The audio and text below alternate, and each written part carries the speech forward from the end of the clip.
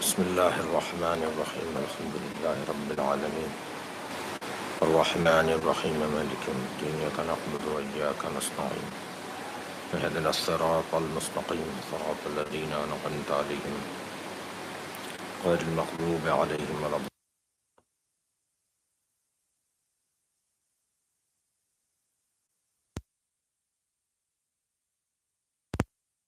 الرحمن الرحيم الحمد لله الذي لا يبلغ مدحته القائلون ولا يحصي نعماءه العادون ولا يعدي حقه المجتهدون الذي ليس لصفته حد محدود ولا نعت موجود ولا وقت معدود ولا أجل ممدود فطر الخلائق بقدرته ونشر الرياح برحمته والصلاة والسلام على الرسول المسدد المصطفى العمجد المحمود الأحمد سيدنا ومولانا ومولى الكونين جد الحسن والحسين عاني بالقاسم محمد اللهم صل على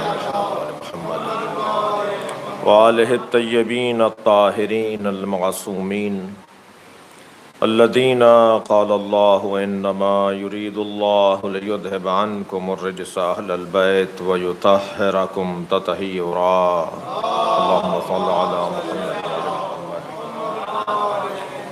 ولعنة الله على أعدائهم أجمعين من يوم عداوتهم إلى قيام يوم الدين أما بعد قال الحكيم في قرآن الكريم بسم الله الرحمن الرحيم ثم لا تسألن يومئذ عن النعيم صلوات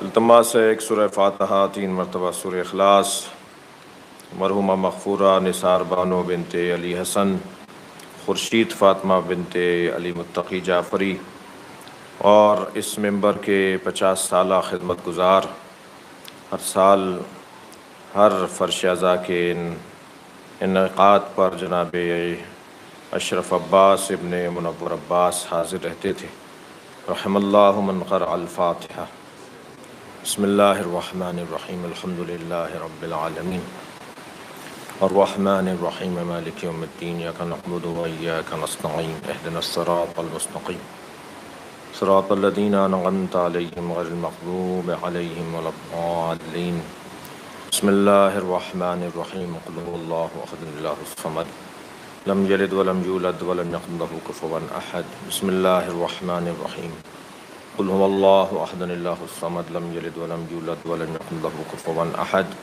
اللہم صل علی محمد وآل محمد مومنہ طلعت زہرا کی شفا یابی کے لیے تمام مریضوں کی شفاء کلی کے لیے بلندتر صلوات پڑھیں گے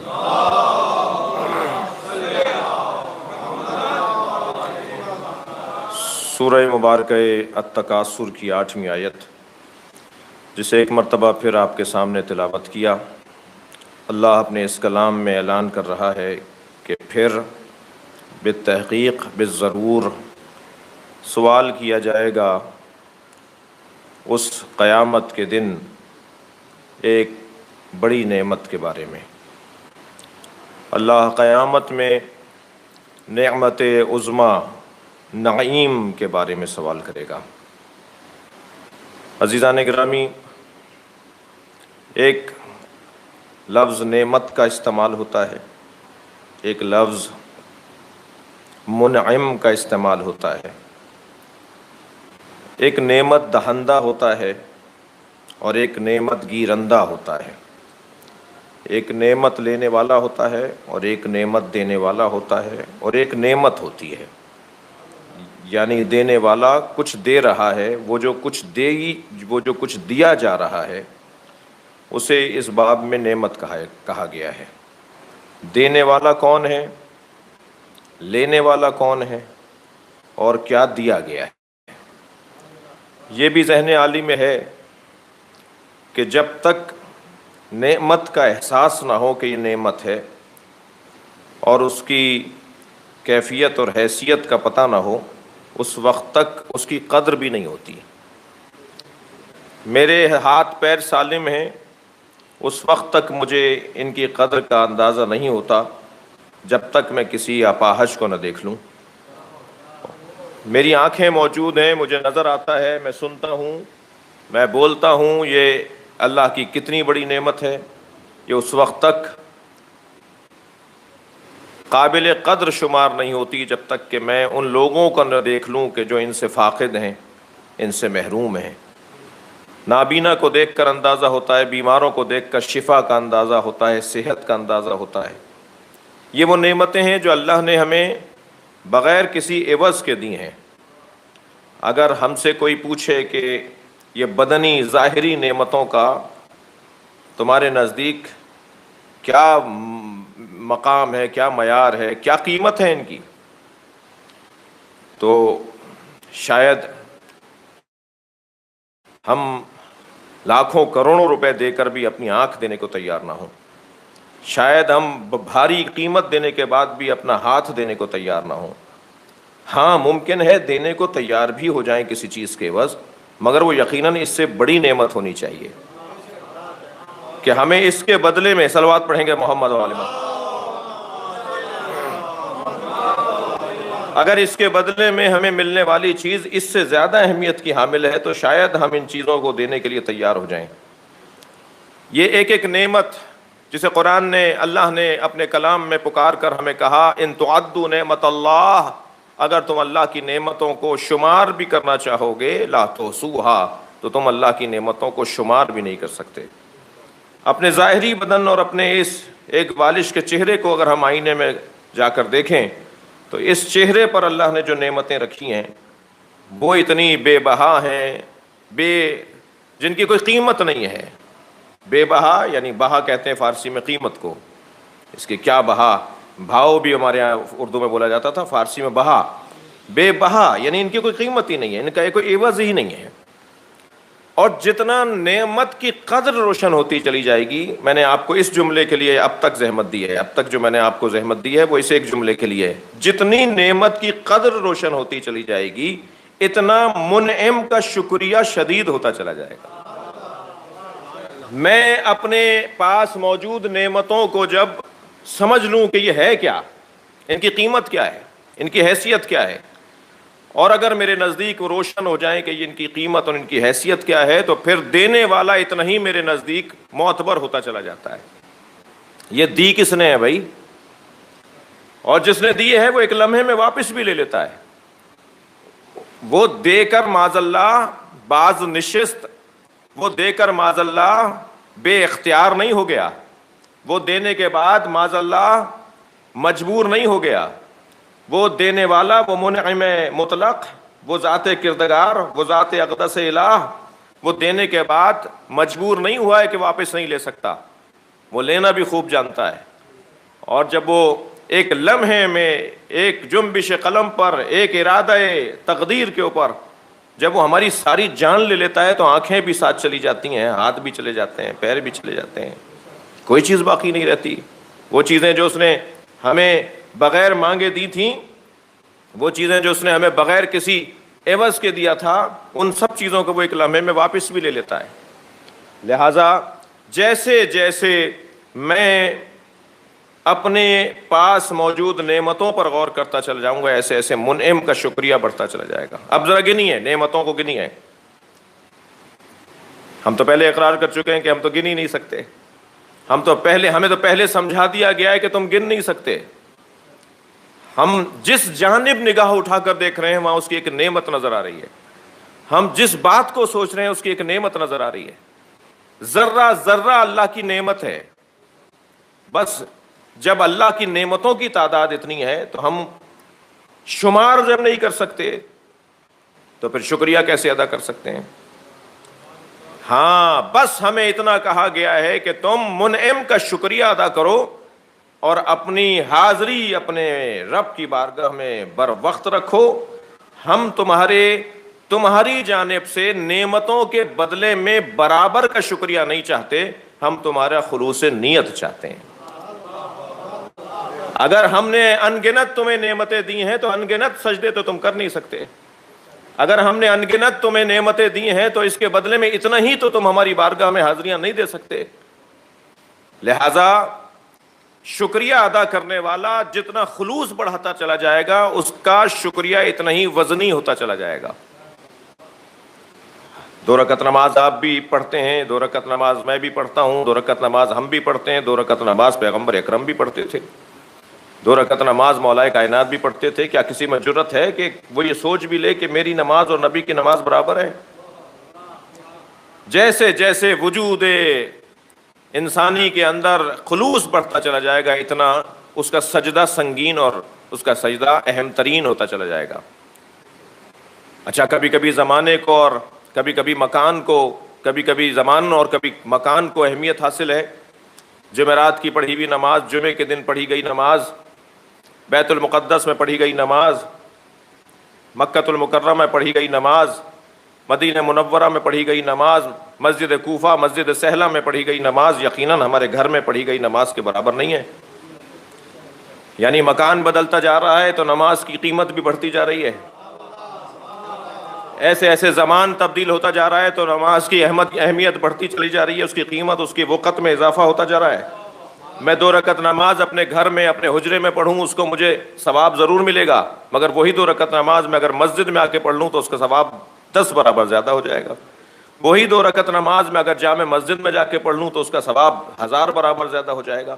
نماز تو وہی ہے, قرأت وہی ہے, لہجہ میرا وہی ہے, لب میرے وہی ہیں, الفاظ میرے وہی ہیں.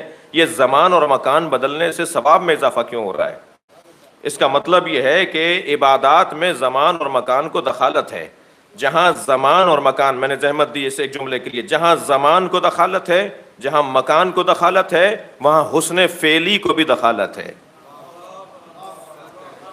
کون سی نماز پڑھ رہے ہو؟ واجب نماز پڑھ رہے ہو یا مستحب نماز پڑھ رہے ہو؟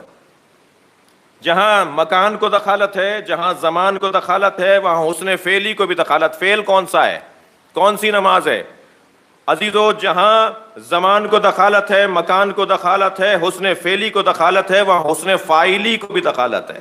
کون پڑھ رہا ہے یہ 2 رکعت نماز؟ کون پڑھ رہا ہے؟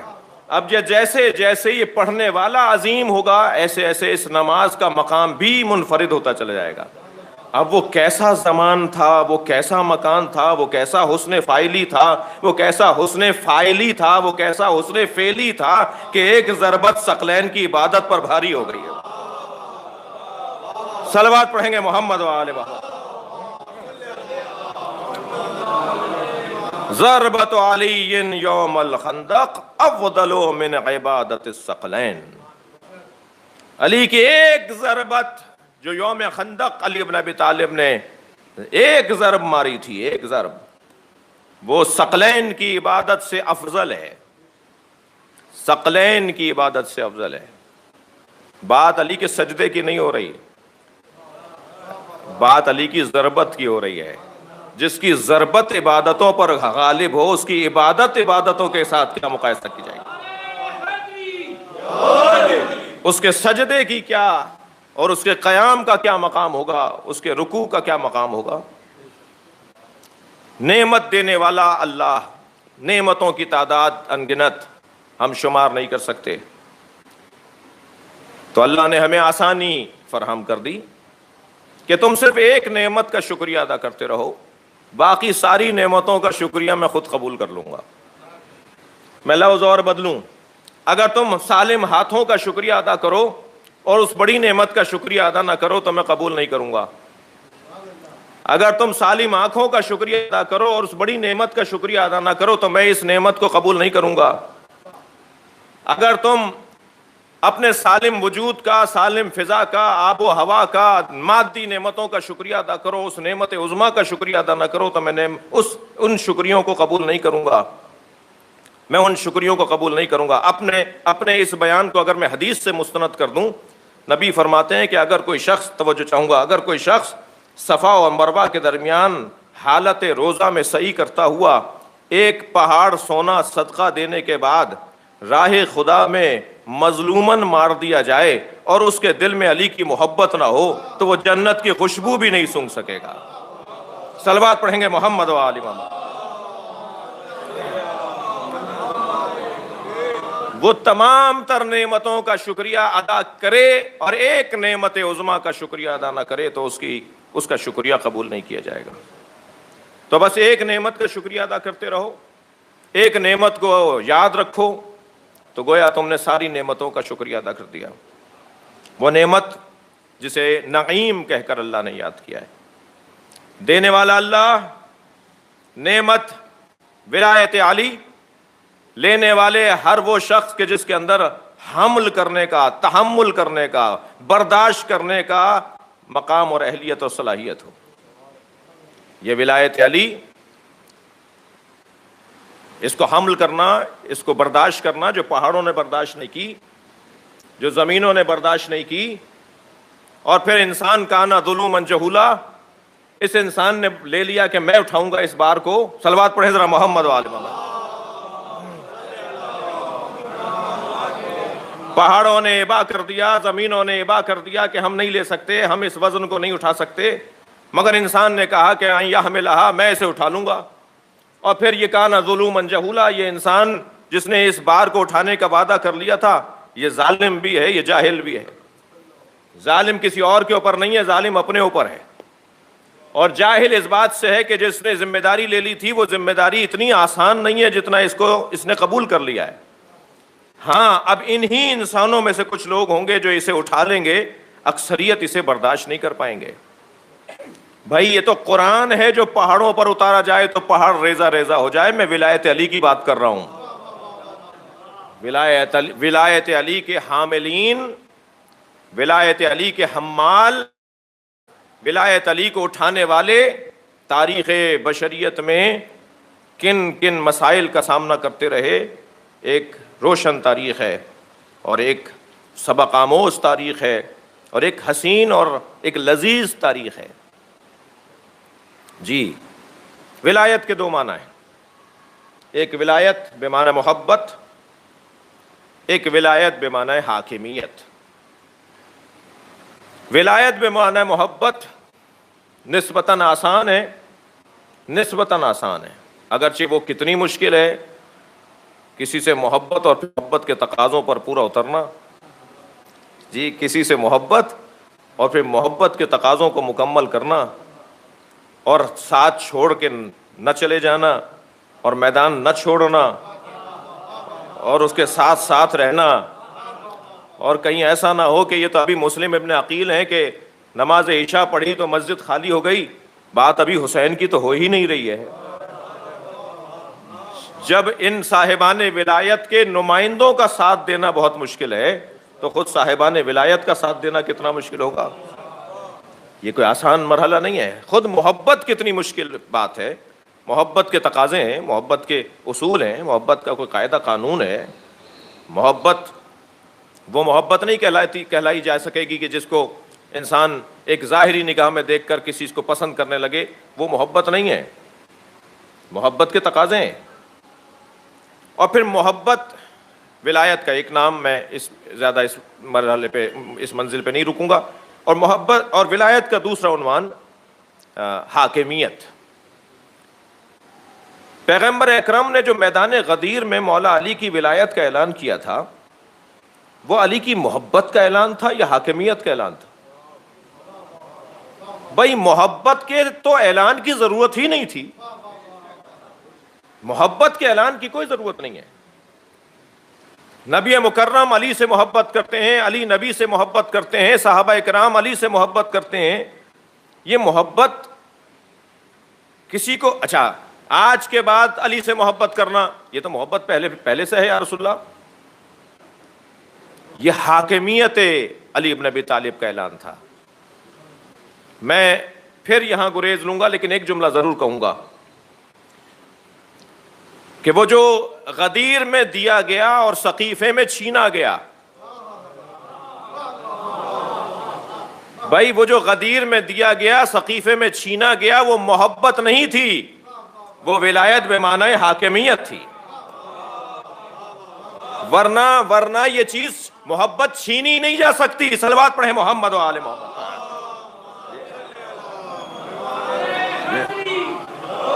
محبت کو کوئی چھین نہیں سکتا.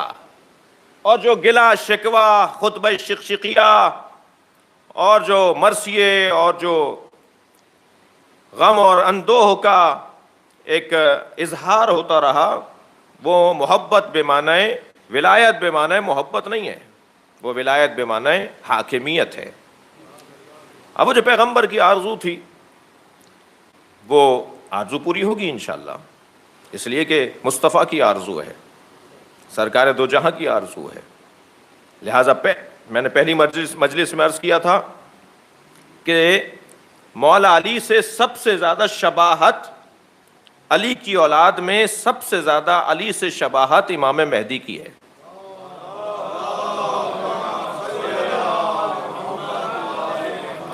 یہ جو سب سے زیادہ شباہت، میں نے چھٹے امام کا قول سنایا تھا آپ کو، یہ جو سب سے زیادہ شباہت امام مہدی کی ہے مولا علی سے، وہ اسی وجہ سے تو ہے کہ وہ جو غدیر میں اعلان ہوا تھا اس کا جلوہ بھی تو نظر آئے. صلوات پڑھیں گے محمد و آل محمد.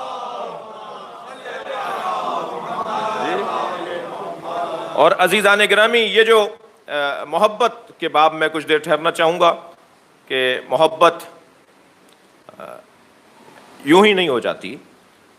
محبت اقدار کی بنیاد پر ہوتی ہے، تہذیب کی بنیاد پر ہوتی ہے، اصولوں پر کار بند رہنے کی بنیاد پر ہوتی ہے، بات کا، اپنے قول کا دھنی، اپنے اصولوں کا پابند، انسانی تہذیب کا مروج، خود کو پریشانی میں مبتلا کر کے دوسروں کو آسانیوں میں منتقل کر دینے کا پابند، اصول اور قانون پر عمل پیرا، ناداری میں لوگوں کو دینے والا، پریشانی میں دوسروں کو خوش رکھنے والا، نہیں ہے تب بھی دے دے، شجاعت اور بہادری بازو کے زور پر اور تلوار کی کاٹ پہ اظہار نہ ہو بلکہ اعصاب کی مضبوطی سے شجاعت اور بہادری کا مظاہرہ کرنے والا، کہ اگر ہاتھ سے تلوار ٹوٹ کر گر بھی جائے تو میدان سے جانے کا نہ سوچے بلکہ اپنے اعصاب کی مضبوطی پر میدان میں ڈٹا رہے، اور اس کا نہتہ کھڑا ہو کر میدان میں ڈٹنا جمنا دشمن کو پسپا کرتا ہوا نظر آئے کہ اس کے ہاتھ میں کچھ بھی نہیں ہے تب بھی یہ میدان چھوڑ کر نہیں جا رہا. جنگ احد میں عزیزان گرامی 16 زخم آئے ہیں مولا کائنات کو. یہ واحد جنگ ہے جس میں مولا کے بدن مبارک پر ضربیں لگی ہیں اور زخم لگے ہیں، مگر علی بن ابی طالب میدان چھوڑ کر نہیں گئے. اور میدان میں جب کبھی مولا پہ جنگ سخت ہوتی تھی تو فرماتے ہیں کہ میں کچھ دیر کے لیے نبی کے قریب جا کر ہمت لے کر آتا تھا. اللہ اکبر. میں سرکار کی پناہ میں چلا جاتا تھا، مولا علی کا جملہ، میں سرکار کی پناہ میں چلا جاتا تھا اور نبی کی پناہ میں جا کر ایک حوصلہ لے کر آتا تھا اور پھر میدان میں اتر جاتا تھا. کتنے لوگ رہ گئے تھے؟ مجموعی طور پر 17 افراد رہ گئے تھے، مولا علی ان میں ایک ہیں، اور وہ افراد بھی علی بن ابی طالب کے حوصلے کی بنیاد پر، علی ہیں تو ہم بھی ہیں. اور جس انداز سے آپ نے جنگ لڑی اور بار بار آوازیں دیتے رہے پیغمبر اکرم میرے علی اس طرف سے آؤ، یہ واحد جنگ ہے جو نبی مکرم کے دندان مبارک شہید ہوئے ہیں. یعنی دشمن اتنا قریب آ گیا، سرکار پر ہاتھ اٹھا دیا، سرکار کی بے ادبی کی اور سرکار کو زخمی کیا. اور اس کے بعد جب جنگ تمام ہوئی اور علی نے اس میدان کو سر کیا تو مولا نبی نے یہی سوال کیا تھا نا، یا علی جب سب چلے گئے تھے تو تم کیوں نہیں گئے؟ تو بڑا تاریخی، بڑا حسین جملہ مولا علی کا، ایک قانون ساز جملہ ہے مولا علی کا. فرماتے ہیں افروا بعد الایمان، اکفروا بعد الایمان، میں ایمان کے بعد گریز کر جاتا، میں ایمان کے بعد کفر اختیار کر لیتا. دونوں عبارتیں ہیں. صلوات پڑھیں گے محمد و آل محمد. جی، میں ایمان کے بعد گریز اختیار کر جاتا، میں ایمان کے بعد کفر اختیار کر لیتا. یا رسول اللہ آپ وہاں موجود تھے، میں کہاں چلا جاتا، میں آپ کو چھوڑ کر کہاں چلا جاتا. اور یہ وہی جنگ ہے کہ جس جنگ کے اندر پیغمبر اکرم نے پہلی مرتبہ یہ قول علی کی شان میں ارشاد فرمایا جب جبریل نے کہا نا یا رسول اللہ دیکھیں علی کیسے لڑ رہے ہیں، فرمایا کیسے نہ لڑے، وہ مجھ سے ہے اور میں اس سے ہوں۔ عزیزان گرامی، محبت کے کچھ اسباب ہوتے ہیں۔ کوئی اگر کسی سے محبت کرتا ہے تو اس کے اندر کمال دیکھ کر محبت کرتا ہے۔ پہلے تو علی سے محبت، آپ کی دقت کا شکر گزار ہوں، آپ کی توجہ کا شکر گزار ہوں، اور جو پوری دنیا میں ان مجالس کو سن رہے ہیں، بعض احباب کے میسج ہیں، بعض احباب کے پیغامات ہیں آپ کے لیے۔ اس دفعہ کی مجالس اپنی نوعیت کی منفرد مجالس ہیں، اور ان میں خلوص اور سچائی بہرحال کچھ غالب نظر آ رہی ہے، لہٰذا بیماروں اور پریشان حالوں کی طرف سے آپ سے التماس ہے کہ ان کے لیے دعا کریں کہ اللہ ان کی پریشانیوں کو، ان کی بیماریوں کو دور فرمائے، انہیں شفا عطا فرمائے۔ یہ جو محبت ہوتی ہے نا کسی سے، یہ بغیر سبب کے نہیں ہوتی۔ اور پھر مولا کائنات کی باب محبت میں تو میں یہ کہوں کہ خود سرکار چاہتے ہیں کہ علی سے محبت ہو۔ امت کو جب ایک ایک لمحے کی سنتیں یاد ہیں، صلوات پڑھیں ذرا محمد و آل محمد، ایک ایک لمحے کی سنتیں یاد ہیں کہ سرکار یہ فعل انجام دیتے تھے، سرکار ایسے چلتے تھے، سرکار ایسے بیٹھتے تھے، سرکار ایسے جاتے تھے، سرکار ایسے آتے تھے، سرکار ایسے کھاتے تھے، سرکار کا ایک ایک لمحہ محفوظ کر لیا گیا ہے، یہی سنتیں ہیں۔ تو یہ بھی تو کوئی بتائے کہ سنت مصطفیٰ میں سب سے غالب سنت محبت علی ہے۔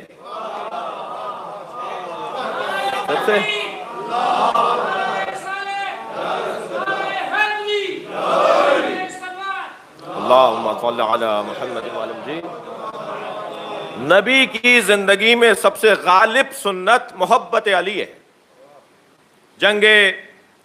جب یمن کے اوپر حملہ ہوا اور یمن کی فتح کے لیے مولا کائنات یمن کو فتح کر کے آئے مولا، جب جنگ یمن کو فتح کیا آپ نے تو حضرت مالک اشتر انہی لوگوں میں سے ہیں جو اس وقت میں مولا کے لشکر میں شامل ہوئے، اس وقت کم سن تھے۔ تو جب تشریف لے گئے تو نبی مکرم نے اللہ کی بارگاہ میں جو تکرار کے ساتھ دعا کی ہے، جب تک علی آ نہ گئے، تکرار کے ساتھ ایک دعا کی ہے، اللہم لا تمتنی حتی نراہ، یا اللہ مجھے موت نہ آ جائے جب تک میں علی کو دیکھ نہ لوں، یا اللہ مجھے اس دنیا سے نہ اٹھانا، میں علی کو دیکھے بغیر اس دنیا سے جانا نہیں چاہتا۔ احادیث سے مستفاد ہے کہ جب سرکار کی خدمت میں مولا کائنات تشریف فرما ہوتے تھے تو ہر دفعہ آنے پر، آپ نے یہ تو سنا، ہم نے یہ بہت پڑھا کہ سیدہ کے آنے پر، مولا کائنات سیدہ کے آنے پر نبی مکرم کھڑے ہو جاتے تھے، جی قام الیہا، بڑھ کر استقبال کرتے تھے، قبل یدیہا، ہاتھوں کا بوسہ دیتے تھے، واجلسہا فی مجلسہ، اور اپنی جگہ پر بٹھاتے تھے۔ لیکن یہ بھی سنیں میرے کم سن اور ہم سن ساتھی کہ مولا کائنات کی ہر بار آمد پر کچھ دیر پہلے مل کر گئے تھے، پھر علی دوبارہ پلٹ کر آئے، رویہ بدلتا نہیں تھا نبی کا۔ جی ابھی تو ملے تھے، ابھی تو ملاقات ہوئی تھی، آپ وہیں اگر اپنے حجرے میں کسی سے ملاقات کریں اور پھر مجمع میں آ جائیں تو ہمارا مجمع میں ایک دوسرے سے ملنا ایک جیسا نہیں ہوگا، کیونکہ ابھی تو ملے ہوئے تھے، ابھی تو ملے۔ مستفاد ہے کہ ہر مرتبہ علی کے آنے پر، چاہے کچھ دیر پہلے علی مل کر گئے ہوں، ہر مرتبہ علی کے آنے پہ نبی کھڑے ہو جاتے تھے اور باقاعدہ بغل گیر ہو کر سینے سے لگاتے تھے۔ روایات سے مستفاد ہے کہ جب مولا کائنات تشریف فرما ہوتے تھے سرکار کی خدمت میں، نبی علی کو دیکھ کر کھڑے ہوتے تھے، انہیں اپنے گلے سے لگاتے تھے۔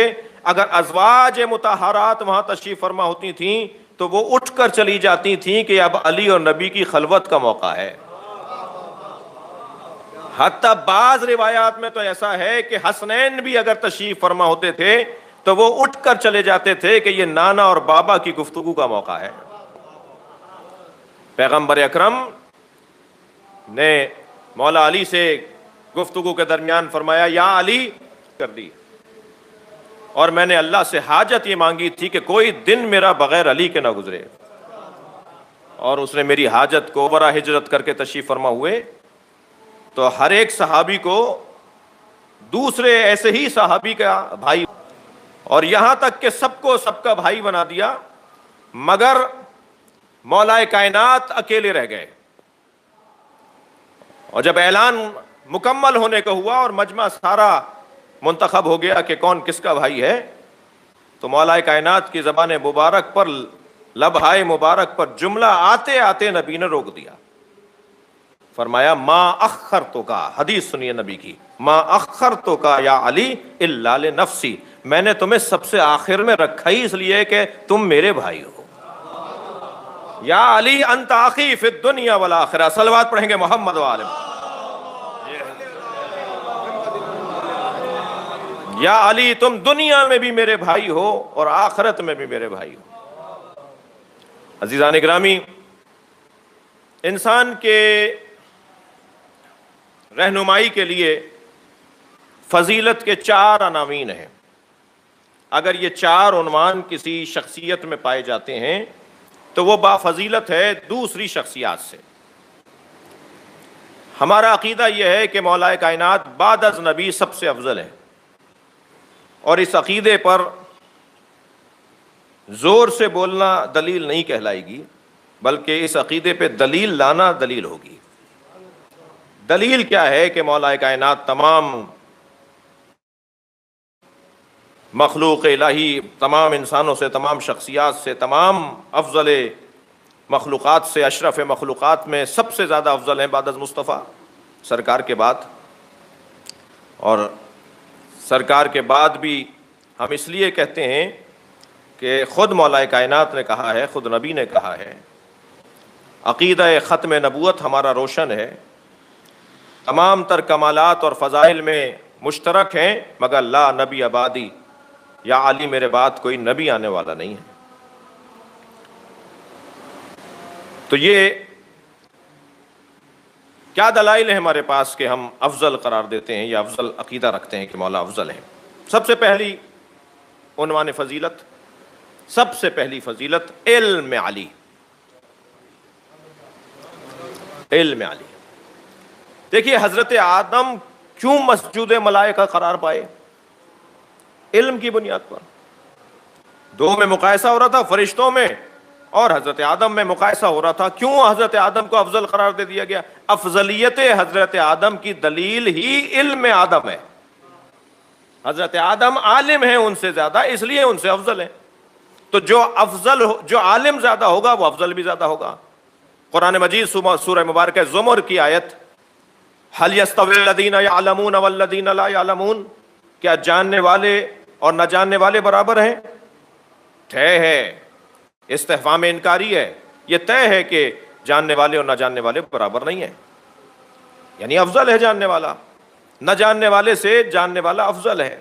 علم علی، اور کوئی اس بات کا انکاری نہیں ہے کہ اعلمکم علی، اقداکم علی، افقہکم علی، یہ سرکار دو جہاں کے فرامین ہیں۔ علی تم سب سے زیادہ عالم ہے، علی تم سب سے زیادہ بڑا قاضی ہے، تمہارے درمیان سب سے زیادہ اچھا فیصلہ کرنے والا ہے۔ علی تم سب سے زیادہ، نے یہ کہا ہو کہ مجھے اس کا جواب نہیں آتا۔ علم علی، وہ علم الاشیاء کا عالم ہو، بیان کی ہیں علم کی، علم الاشیاء، یہ جتنا بھی اطراف میں آپ کو چیزیں نظر آ رہی ہیں، جو کچھ ہماری آنکھوں سے ہمیں نظر آ رہا ہوتا ہے، جو مشہود ہو جاتی ہیں چیزیں، حتیٰ جو مشہود نہیں ہوتی، جیسے یہ بیماری جو اس وقت آئی ہوئی ہے، یہ انسان کی آنکھ سے دکھائی نہیں دی جا سکتی، دیکھی نہیں جا سکتی، اور اس کے لیے ان مشینوں کا استعمال، اور اس میں بھی وہ کتنا ناتوان ایک جانور ہے جس کے پیر بھی نہیں ہیں، جی، جس کو خود گھر چھوڑ کر آنا پڑے گا۔ صلوات پڑھیں ذرا محمد والے وقت ہے۔ اتنا نحیف و ناتوان جانور، یہ بڑے بڑے لنترانیاں اور فرعونیت فراہنہ، جی، اور بڑے بڑے بادشاہوں اور بڑی بڑی طاقتوں کو جو زیر کر رہا ہے، اتنا ناتوان ایک جانور، ایک وائرس، ایک ایک ایسا وجود جو اس وقت پوری دنیا کو اس نے روک دیا ہے، کام کرنے سے روک دیا ہے۔ البتہ اللہ کے ہر کام کے اندر اور اللہ والوں کے ہر کام میں حکمت ہے۔ میں اور آپ جس دروازے پر بیٹھے ہیں وہ زمانے کو مڑ کر نہیں دیکھتے ہیں، موڑ کر دیکھتے ہیں۔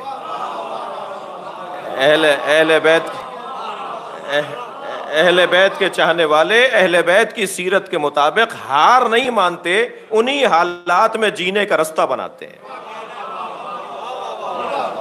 لہٰذا ان تمام برے حالات کے باوجود بھی، ان تمام مسائل اور مشکلات کے باوجود بھی ہمیں اس میں مثبت پہلوؤں کو نکالنا ہے، رخ بدل کے دیکھنا ہے، زاویہ بدل کر دیکھنا ہے، چہرہ موڑ کر نہیں بلکہ اس وجود کو موڑ کر دیکھنا ہے، تو معلوم ہو جائے گا کہ اس کی حقیقت کیا ہے۔ علم الاشیاء بڑا وسیع باب ہے، میں گریز کروں گا۔ علم ما کان و ما یکون، ماضی میں جو کچھ گزرا اس کا علم، آئندہ جو کچھ ہوگا اس کا علم، اس کا دعویٰ کرنا تو سوائے صاحبان علم کے اور صاحبان اہل کے کسی کے لیے روائی نہیں ہے۔ جب میرے مولا امام حسن مجتبیٰ نے مولا علی سے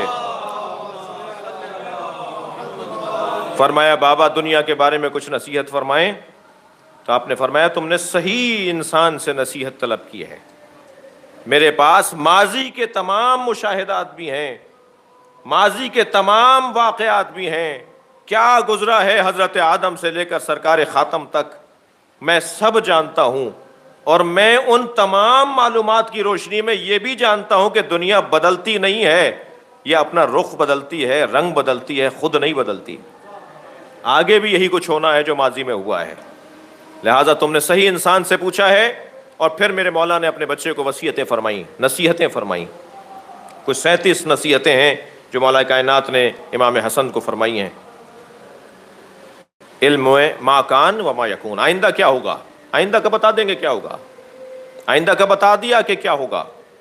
جب خوارج 9 لوگ بچ کر علی سے بھاگے اور لوگوں نے کہا کہ یا علی آپ نے اس فتنے کو ختم کر دیا، فرمایا نہیں، یہ صلبوں میں منتقل ہو چکا ہے، یہ رحموں میں منتقل ہو چکا ہے، یہ ہر زمانے میں ہمارے چاہنے والوں کا امتحان لے گا، یہ ہر کچھ دور کے بعد، ہر کچھ دن کے بعد، ہر کچھ مدت کے بعد دوبارہ سامنے آئیں گے، اور انہی اصولوں کے مطابق جو زندگی گزارے گا وہ ان کا مقابلہ کر پائے گا۔ بتا دیا کہ آئندہ کیا ہونا ہے۔ بہت حسین واقعات بھی ہیں، اور جو صاحب علم ہے، علم اشیاء کا جاننے والا بھی ہے، علم ما کان و ما یکون کا جاننے والا بھی ہے، وہ ممکن ہے آپ کو بہت سارے نظر آئیں کہ جنہیں کبھی سنیاسی کہا جاتا ہے، کبھی پادری کہا جاتا ہے، کبھی کچھ اور نام دیا جاتا ہے۔ ممکن ہے کچھ لوگ ایسے بھی مل جائیں جو بہت ساری غیب کی باتیں آپ کو بتائیں، ہمیں بتائیں۔ لازم نہیں ہے کہ جو ہے اسرار بتا رہا ہے، رموز بتا رہا ہے، لازم نہیں ہے کہ وہ اس کا تعلق اللہ سے بھی ہو۔ مگر وہ کون ہے کہ جس کا تعلق اللہ سے ہوگا اور وہ صاحب ولایت ہوگا؟ وہ ہے کہ جو علم ذات کا عالم ہے، جو اپنے اوپر قابو رکھتا ہے۔ صلوات پڑھیں محمد و آل محمد۔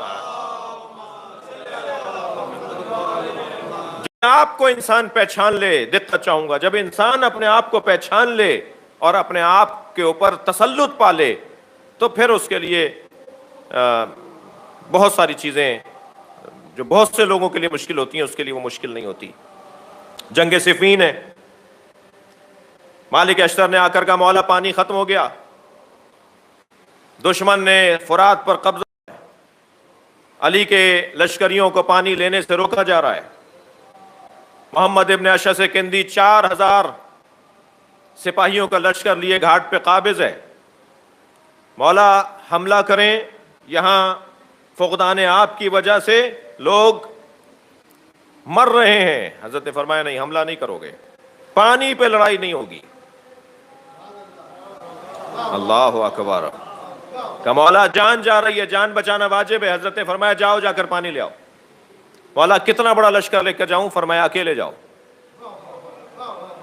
اب مالک نے یہ پوچھا نہیں کہ بچوں گا یا مروں گا، اس لیے کہ مالک جانتے ہیں مولا کی اطاعت میں زندگی ہے. میں اگر مولا کا مطیع بن جاؤں تو پھر یہی تو زندگی ہے. مالک چلے گئے اور مالک وہاں پہنچے اور جانوروں پر سواریوں پر مشکیزیں لادھے اور پانی بھر کر واپس آ گئے. بلا لیا امیر نے، بلا لیا کہ محمد ایک اکیلا مالک پانی لے گیا، تم 4000 سپاہی لیے کھڑے ہو، روک نہیں پائے مالک کو. میری مجال آپ کے مشیر خاص عمرو عاص ان کے ساتھ آئے تھے اور انہوں نے کہا تھا کہ مالک کو پانی دے دو. اچھا خبردار عمرو عاص، تم نے کہا یہ جھوٹ بول رہا ہے، میں مالک کے ساتھ نہیں گیا. کچھ دن کے بعد پھر مولا سے مالک نے آ کر کہا کہ مولا پانی ختم ہو گیا. حضرت فرمایا جیسے پہلے لائے تھے ایسے پھر لے آؤ. مالک پھر لے آئے. حضرت آیت اللہ بزرگوار نمازی نے اس بات ولایت میں اس کو لکھا ہے، ولایت تکوینی کے باب میں. حضرت مالک اشتر سے پھر فرمایا جا کر لے آؤ، اور مالک پھر لے آئے. پھر بلا لیا، بھائی تم نے اکیلے مالک کو پانی دے دیا. کہنے لگے حضور آپ کے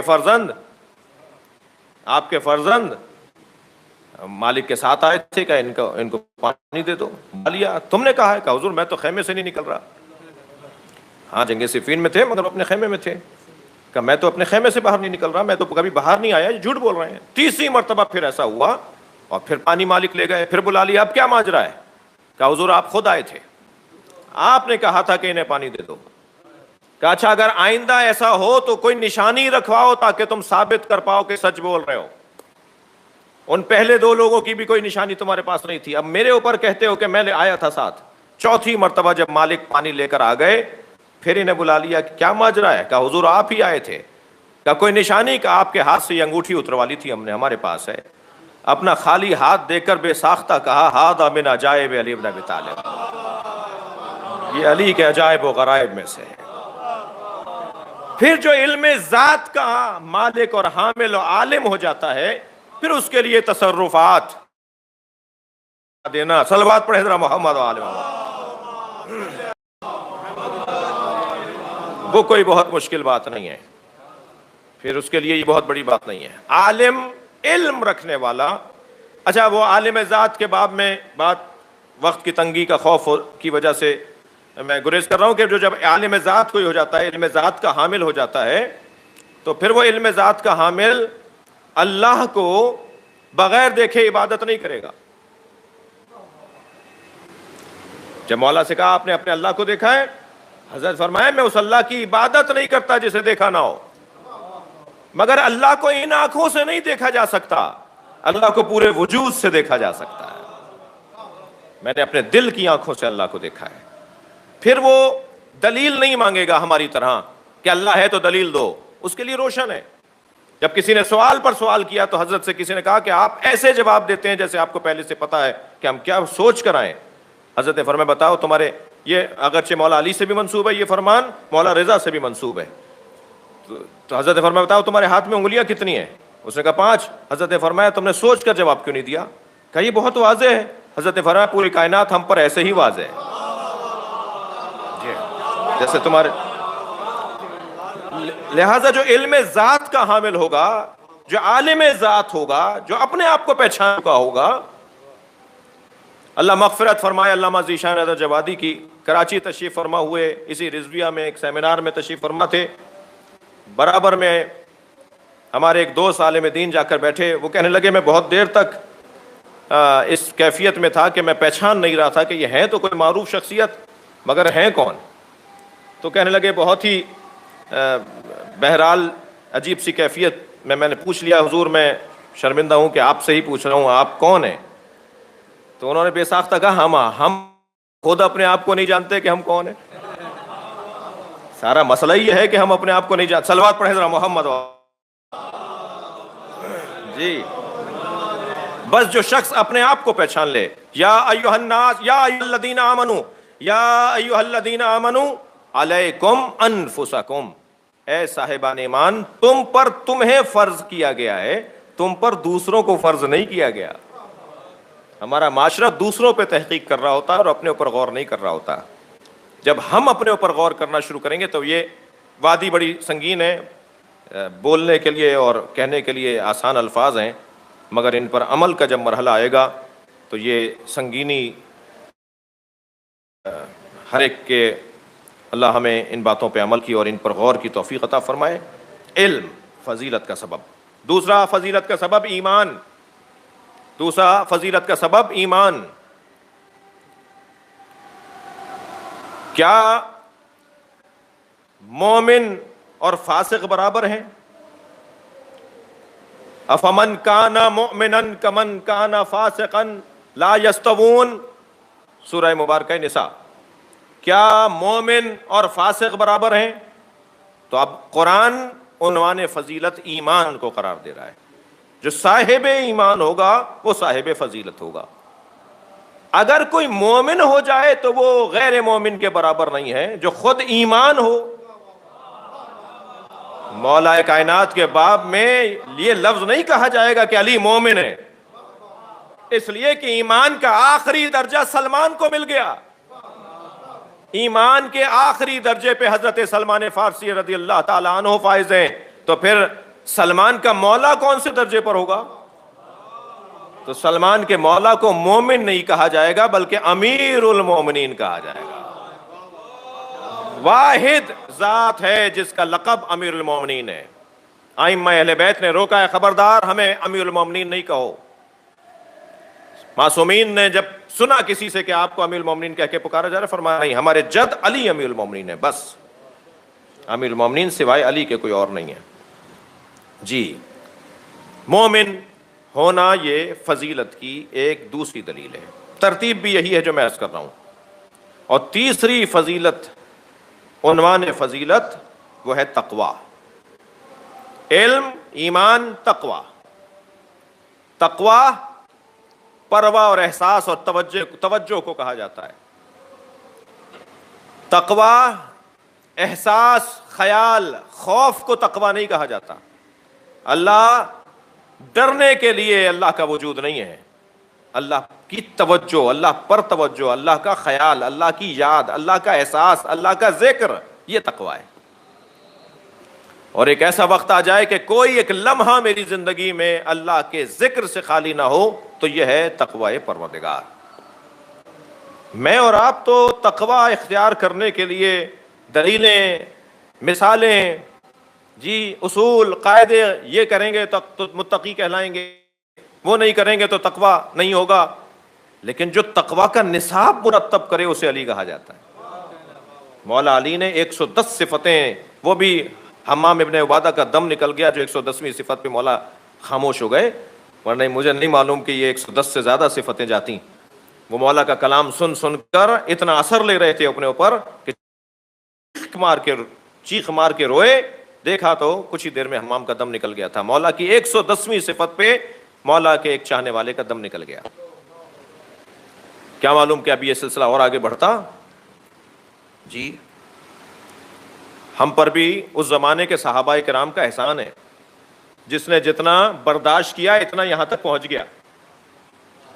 جی، اور جو برداشت نہیں کر پائے وہ وہیں رک گئی، وہ بات وہیں رک گئی۔ خطبہ شقشقیہ مولا علی کی گفتگو سے باہر نہیں ہو۔ خطبہ شقشقیہ، مولا خطبہ دیتے دیتے ایک مرتبہ ایک مولا خطبہ دے رہے ہیں، حضرت ابن عباس کہتے ہیں ساری زندگی جس خطبے کے ناتمام رہنے کا افسوس کروں گا وہ یہ خطبہ شقشقیہ ہے۔ اگر علی سے مکمل کرتے تو کیا سمندر تہذیب، اقدار کا سمندر، اقدار مرتب کر کے دیے مولا نے، تہذیب مرتب کر کے دیے اس خطبے کے اندر۔ فرمایا میں ساری زندگی افسوس کرتا رہوں گا اس خطبے کے ناتمام ہونے کا۔ ناتمام کیسے ہوا؟ مکمل کیوں نہیں ہوا خطبہ مولا کا؟ مولا خطبہ دے رہے تھے، ایک شخص کھڑا ہو گیا، یا علی میں بصرے سے آیا ہوں، آٹا نہیں مل رہا۔ حضرت نے اپنے حضرت مالک اشتر کو مخاطب کر کے کہا کہ وہاں ایسا کیوں ہے؟ انہوں نے کچھ گفتگو کی، حضرت نے فرمایا ان کے لیے فلاں انتظام کرو، فلاں انتظام کرو۔ ممبر پہ تشریف فرمایا حضرت، بصرے کے لوگوں کے آٹے کا انتظام حضرت فرما رہے ہیں۔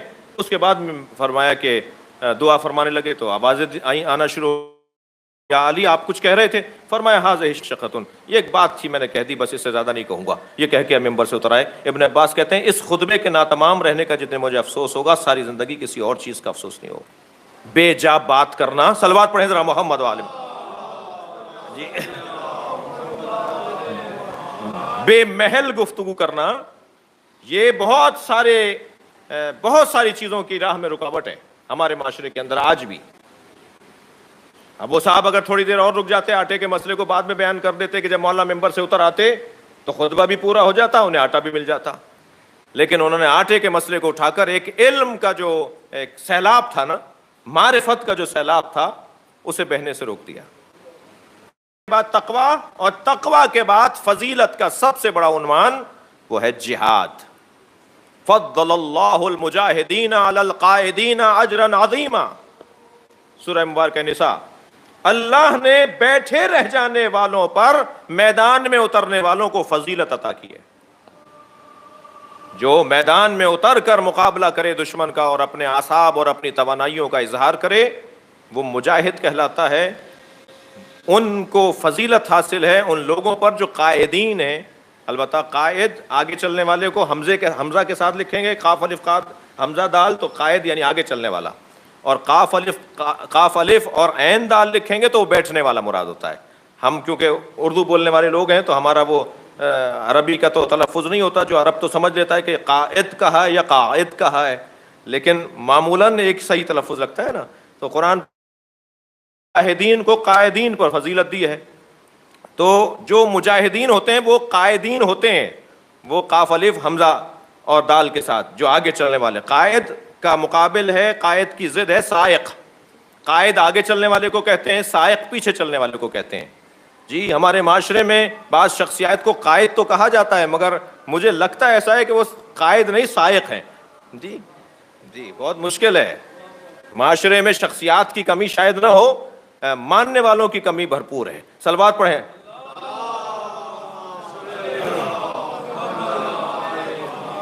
اور بہرحال یہاں فضیلت ہے مجاہدین کو قائدین کے اوپر، بیٹھنے والوں پر، کھڑے رہنے والوں کو اور میدان میں اترنے والوں کو فضیلت حاصل ہے.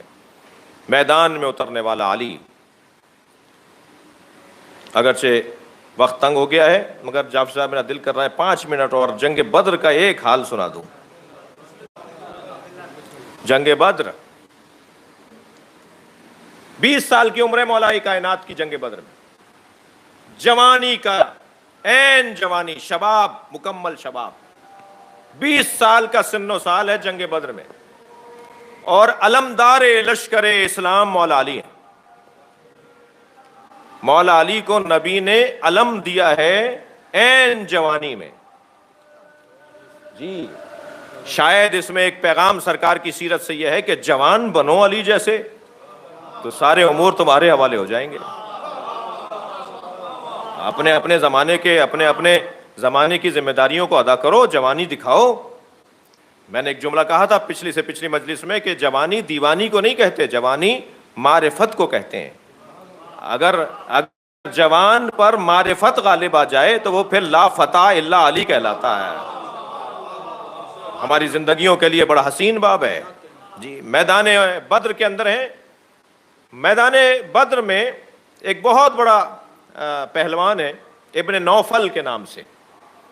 سرکار دو جہاں نے، یہ تاریخ اسلام میں واحد شخص ہے جس کے لیے ہاتھ اٹھا کر بد دعا کی تھی، یا اللہ اس سے ہمیں نجات دے. اس لیے کہ اس کا ایک خاص روب تھا، ایک خاص اس کے اندر جلادیت تھی، اس کی ایک خاص شہرت تھی، اور پہلی جنگ تھی. حضرت کے ذہن مبارک میں یہ تھا کہ مسلمان کہیں اس سے مروب نہ ہو جائیں. تو فرمایا کہ یا اللہ اس نوفل سے ہمیں نجات عطا فرما. جنگ چلتی رہی، بدر کی جنگ چل رہی ہے. جیسے ہی مولا کائنات نے نبی کی زبان مبارک سے یہ دعائیہ جملہ سنا نا کہ اس نوفل سے ہمیں نجات عطا فرما، تو مولا میدان میں چلے گئے. قلب لشکر میں جا کے نوفل کو مار کے واپس آ گئے. کچھ دیر کے بعد سرکار نے پھر سوال کیا کہ حملہ وروں میں نوفل نظر نہیں آ رہا. تو حضرت نے برابر سے ہی کھڑے ہو کر آواز دی، یا رسول اللہ میں تو بہت دیر پہلے اسے مارا یا. اس وقت روایت کہتی ہے کہ سرکار دو جہاں نے علی کو سینے سے لگایا اور کہا کہ یا علی میں نے تمہیں علمدار اسی وقت کے لیے بنایا تھا.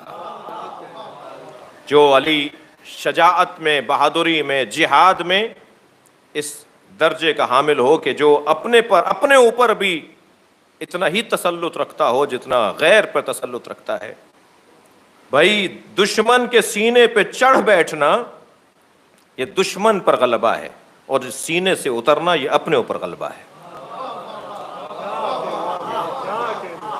اور ایک ہی میدان میں علی نے جہاد مع النفس بھی کیا ہے اور جہاد مع الغیر بھی کیا ہے، کہ دشمن سے جہاد ایسے ہوتا ہے اور اپنے آپ پر قابو ایسے پایا جاتا ہے۔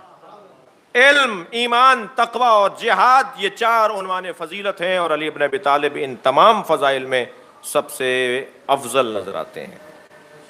بس عزیزوں، میں نے آپ کو بہت زحمت دی، چلیے اپنے ذہنوں کو کچھ دیر کے لیے کوفہ لے چلیے۔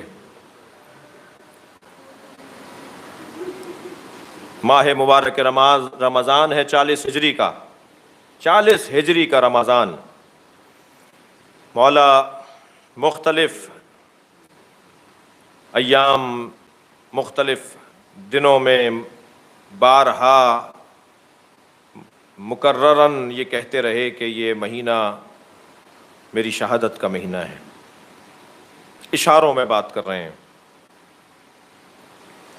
خضاب خریدنے والے سے کہا کہ تم نے خضاب داڑھی کے لیے خریدا ہے؟ ہاں، ہماری داڑھی تو ہمارے سر کے خون سے رنگین ہوگی۔ عید میں کتنے دن رہ گئے؟ آج کون سی تاریخ ہے؟ 21 تاریخ کے بعد، 21 رمضان کے بعد جو زندہ رہے گا وہی عید کرے گا۔ یہ اشارے مولا اس مہینے میں دیتے رہے۔ روایت کہتی ہے کہ مولا کو تلواروں اور زنجیروں کی آوازیں آنے لگیں۔ مولا حسن کو بلا کے فرمایا، بیٹا میں محسوس کر رہا ہوں کہ کوئی ہمارے دروازے پر موجود ہے، کوئی مجمع ہمارے دروازے پر موجود ہے۔ مولا امام حسن نے فرمایا، بابا دروازے پر آپ کے چاہنے والوں کا ایک کثیر مجمع جمع ہے۔ حضرت باہر گئے تو کیا دیکھا؟ 40 علی کے صحابی ہیں جنہوں نے تلواروں کے دستوں پہ ہاتھ رکھا ہوا ہے، اور سب سے آگے آگے جناب حذیفہ یمان ہیں، مولا کے ایک سچے پکے صحابی، اور باقی صحابہ کرام بھی، باقی علی کے جانثار بھی ان کے ساتھ موجود ہیں۔ مولا نے فرمایا، حذیفہ کیا بات ہے؟ کہ مولا مسلسل آپ اشاروں میں یہ کہہ رہے ہیں کہ آپ کو کوئی مارے گا۔ مولا ہماری زندگیوں پہ تف ہو کہ ہمارے ہوتے ہوئے آپ کو کوئی مارے گا۔ مولا بتائیں وہ کون لوگ ہیں جن سے آپ کو اندیشہ ہے کہ وہ آپ پر حملہ کریں گے؟ ہم وہ دن اپنی زندگی میں نہیں دیکھنا چاہتے جس دن علی کے اوپر کوئی حملہ کرے اور ہم کچھ نہ کر پائیں۔ میرے مولا نے حذیفہ کے جذبات کو محسوس کیا، فرمایا، حذیفہ یمان بتاؤ میں تمہارا کون لگتا ہوں؟ کیا لگتا ہوں؟ میں کون ہوں؟ فرمایا، آپ میرے امام ہیں۔ فرمایا، مجھے امام مانتے ہو؟ کہا، مولا امام مانتا ہوں۔ کہا، واپس گھر چلے جاؤ، واپس گھر چلے جاؤ، اور اپنے سارے ساتھیوں سے کہو کہ تلواروں کو رکھ دیں۔ یہ 18واں روزہ تھا۔ حذیفہ یمان کہتے ہیں کہ میں گھر گیا تو میری زوجہ نے مجھ سے کہا کہ اگر علی کو کچھ ہو گیا اور قیامت میں فاطمہ زہرا نے مجھ سے پوچھا کہ تیرے شوہر نے میرے علی کو کیوں نہیں بچایا، تو میں سیدہ فاطمہ زہرا کو کیا جواب دوں گی؟ تو حذیفہ یمان نے بتایا کہ ابھی ہم علی کے دروازے سے آ رہے ہیں، وہ کہہ رہے ہیں تلواروں کو رکھ دو اور اپنے گھروں میں رہو۔ عزادارو، 19واں روزہ مسجد کوفہ، علی ابن ابی طالب حالت روزہ میں ہیں، نماز واجب پڑھاتے ہوئے پہلی رکعت کا پہلا سجدہ مکمل کیا۔ علی نے جب دوسرے سجدے کے لیے سر سجدگاہ پہ رکھا تو ایک مرتبہ اس ظالم نے، جس کا نام عبد الرحمن ابن ملجم مرادی ہے، مرادی قبیلے کا تھا، اس نے تلوار فضا میں بلند کی، اور وہ تلوار جسے زہر میں بجھا کر زہر العلود کیا تھا، وہ مولا کے فرق اقدس میں مارا۔ عزادارو، ایک مرتبہ پیغمبر نے سجدے سے سر نہیں اٹھایا تھا حسین کی وجہ سے، تو صحابہ کرام سوچ رہے تھے کہ کہیں کوئی واقعہ تو پیش نہیں آ گیا، اور ایک مرحلہ یہ بھی آیا کہ علی نے سجدے سے سر نہیں اٹھایا، تو کچھ دیر کے بعد محسوس کیا گیا کہ علی کے سر پہ تلوار لگ چکی ہے۔ میں رونے والوں سے ایک سوال کروں گا کہ ابن ملجم نے ایک ضرب ماری یا ایک سے زیادہ ضربیں ماری؟ ابن ملجم نے اس جگہ ضرب ماری ہے کہ جہاں خندق میں علی کے سر پہ چوٹ لگی تھی اور میرے مولا کا سر کھل گیا تھا. جب ضربت ماری نا تو سر کھل گیا. ابن ملجم نے ایک ضرب ماری. اس کے دو سبب ہو سکتے ہیں رونے والوں، دو سبب ہو سکتے ہیں. ایک سبب تو ابن ملجم کے ایک ضرب مارنے کا، کئی ضربتیں نہیں ماری، کئی دفعہ تلوار نہیں اٹھائی، ایک ہی تلوار اٹھا کر مار کر چلا گیا، بھاگ گیا. ایک ضربت مارنے کا، ایک ہی ضربت مارنے کا ایک سبب تو یہ ہے کہ ابن ملجم جانتا تھا کہ علی کے چاہنے والے یہاں بہت ہیں، مجھے ماریں گے، مجھے پکڑ لیں گے، بس ایک ہی ضربت مار کے چلا جاؤں، سلام ہو حسین ابن علی پر. مارنے والے جانتے ہیں بچانے والا کوئی نہیں ہے. مارنے والے جانتے ہیں حسین کو بچانے والا کوئی نہیں ہے. اجرکم اللہ، اجرکم اللہ. آواز دے کر کہا بیٹا حسن نماز کو مکمل کرو. اسی حالت میں میرے مولا نے نماز ادا کی ہے.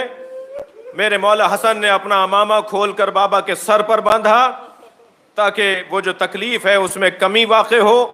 مولا محراب مسجد سے ٹیک لگا کے تکیہ لگا کر بیٹھے، اپنی نماز اسی نشستہ حالت میں مکمل کی. امام حسن نے نماز جماعت کو مکمل کیا.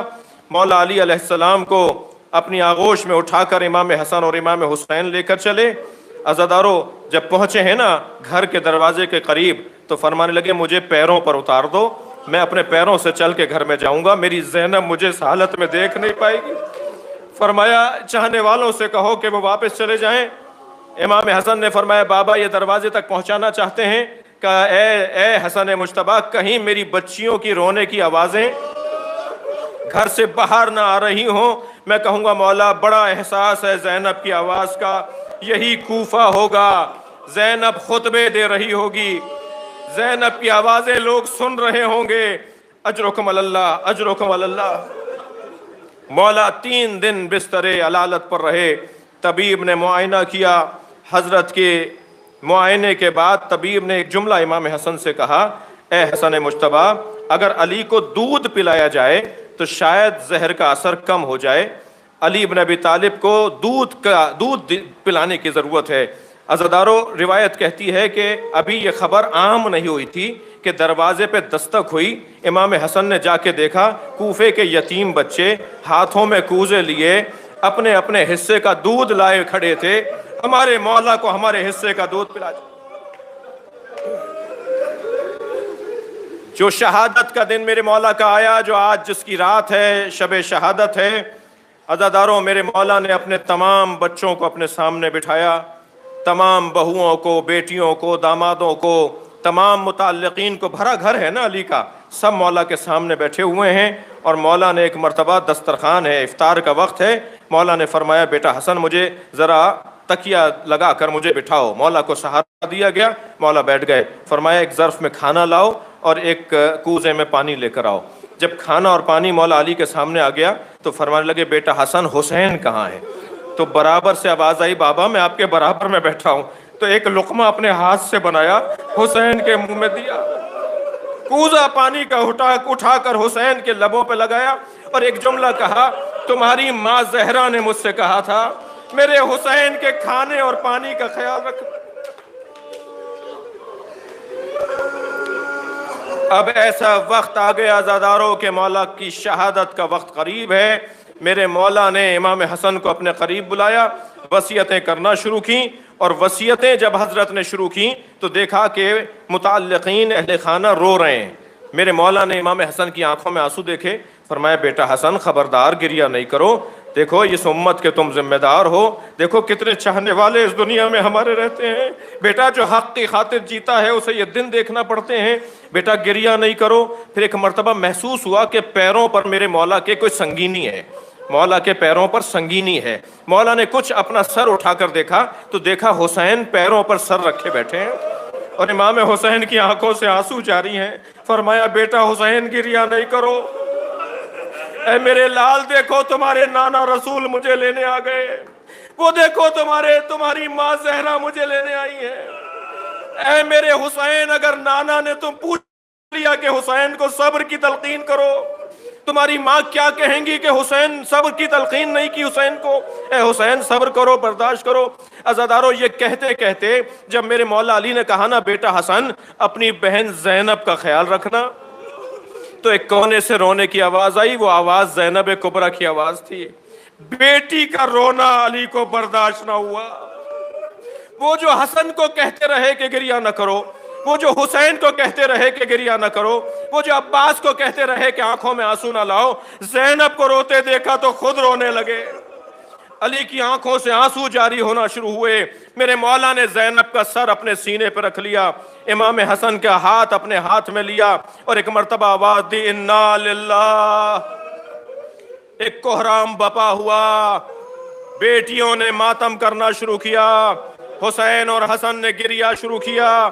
رات کی تاریکی میں میرے مولا کو غسل و کفن دیا، رات ہی کی تاریکی میں جنازہ دفنا کر واپس آ رہے ہیں کہ خرابے سے کر رہنے کی آواز آئی۔ بہت آپ نے گریہ کر لیا، بڑی مجلس طویل ہو گئی، مجھے کچھ دیر کے لیے اور اجازت دے دیجئے۔ ایک خرابے سے کر رہنے کی آواز آئی۔ ایک نابینا فقیر ہے جو ہائے ہائے کر رہا ہے، جو آوازیں دے دے کر کہہ رہا ہے، کوئی ہے جو میرے درد کو سمجھے، کوئی ہے جو میری مصیبت کو جانے۔ میرے مولا امام حسن نے اس خرابے میں قدم رکھا، قریب جا کر بیٹھے۔ بھائی تیری کوئی حاجت ہے؟ کہا میں نے کھانا بھی نہیں کھایا ہے، مجھے دوا بھی نہیں ملی ہے، مگر نہ مجھے کھانا چاہیے نہ دوا چاہیے، مجھے تو میرا مونس لا کے دے دو۔ کہا کیا ماجرا ہے، کیا ماجرا ہے؟ کہا 3 دن سے میرا مونس ہے جو مجھ سے ملنے نہیں آیا، وہ روزانہ میرے قریب بیٹھتا تھا، میری دل جوئی کرتا تھا، مجھے اپنے ہاتھ سے کھانا کھلاتا تھا۔ امام حسن نے فرمایا اس کا نام کیا ہے، میں ڈھونڈ کر لے آؤں، میں پوچھوں کہ وہ کہاں رہتا ہے، اسے ڈھونڈوں، تلاش کر کے لے آؤں، اس کا نام کیا تھا؟ کہنے لگا اے جوان، اس نے کبھی اپنا نام ہی نہیں بتایا۔ جب میں اس سے پوچھتا تھا تمہارا نام کیا ہے تو کہتا تھا فقیر جالس فقیرا، ایک فقیر ہے جو فقیر کے ساتھ بیٹھا ہے۔ کہ اس کا کوئی حسب و نسب؟ کہ میں نے جب بھی اس کا خاندان پوچھا تو وہ یہ کہتا تھا مسکین جالس مسکینا، ایک مسکین ہے جو مسکین کے ساتھ بیٹھا ہے۔ امام حسن نے فرمایا کوئی نشانی بتا۔ کہنے لگا اس کا لہجہ تیرے لہجے میں بہت ملتا ہے، تیرا لہجہ اس کے لہجے میں بہت ملتا ہے۔ امام کی آنکھوں میں آنسو آ گئے۔ میرا بابا علی تھا، وہ فقیروں کو بے سہارا کر گیا، وہ یتیموں کو یتیم کر گیا، وہ اپنی اولاد کو بے سرپرست کر گیا۔ الا لعنت اللہ علی قوم الظالمین۔ یا اللہ ان آوازوں پر رحمت نازل فرما، مغفرت فرما، ہمیں امیر المومنین کے چاہنے والوں میں شمار فرما، ہماری تمام پریشانیاں بالخصوص پوری دنیا سے اس وبا کا خاتمہ فرما، سب کو شفا عطا فرما، جو اس میں مبتلا ہوئے ہیں انہیں شفا عطا فرما، جو محفوظ ہیں انہیں محفوظ فرما، امام زمانہ کے ظہور میں تعجیل فرما۔ ربنا آتنا فی الدنیا حسنۃ وفی الآخرۃ حسنۃ وقنا عذاب النار۔ الہی و سیدی و مولائی اغفر لأولیائک۔